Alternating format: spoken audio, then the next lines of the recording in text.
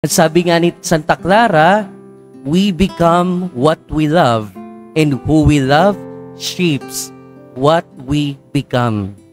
Ibig sabihin, tayo ay nagiging katulad ng minamahal natin. At ang minamahal natin ang humuhubog sa atin.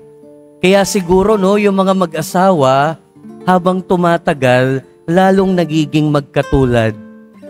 Habang tumatagal, lalong nagiging isa dahil minamahal ang isa't isa.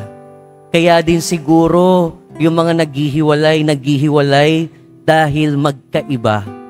At bakit nagkaiba? Dahil nawawala na yung pagmamahal.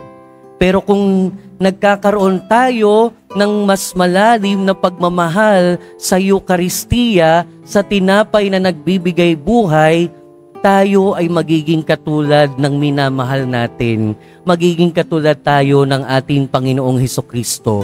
At sabi nga ni Santa Clara, tayo rin sana ay hubugin, hulmahin ng minamahal natin. Yan ay kung tunay tayo nagmamahal sa Eucharistia.